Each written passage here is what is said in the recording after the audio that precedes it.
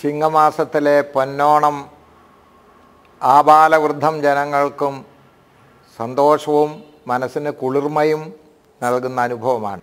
കാണം വിറ്റും ഓണം ഉണ്ണണം എന്ന് പറയുന്ന പഴമൊഴി ധനവാന്റെയും ദരിദ്രൻ്റെയും ഭവനങ്ങളിൽ പലപ്പോഴും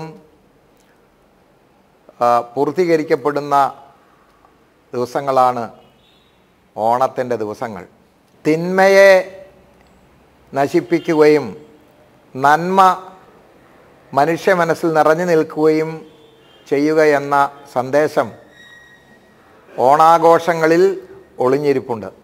മഹാബലി എന്ന ചക്രവർത്തി തൻ്റെ പ്രജകളെ കാണുവാൻ അദ്ദേഹം എഴുന്നള്ളുമ്പോൾ സന്തുഷ്ടമാനസരായ എല്ലാവിധത്തിലും സന്തോഷിക്കുന്ന പ്രജകളെ കാണുകയാണ് അദ്ദേഹത്തിൻ്റെ പ്രതീക്ഷ, അല്ലെങ്കിൽ ലക്ഷ്യം അതാണ്. ഏതായിരുന്നാലും മലയാളിയുടെ ഓണാഘോഷം കേരളത്തിൽ മാത്രമല്ല,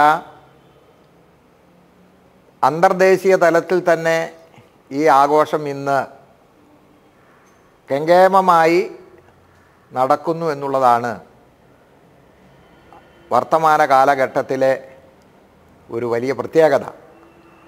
ഈ പൊന്നോണം ഈ വർഷം ആഘോഷിക്കുമ്പോൾ പട്ടിണിപ്പാവങ്ങളും ദരിദ്രന്മാരും ഓണാഘോഷം നടത്തുവാൻ വകയില്ലാത്തവരുമായവരെ നാം തീർച്ചയായും കരുതേണ്ടിയിരിക്കുന്നു. അവരുടെ മനസ്സിലും ഈ പ്രതീക്ഷകളും മോഹങ്ങളും ആഗ്രഹങ്ങളും ഒക്കെ ഇല്ലാതില്ല.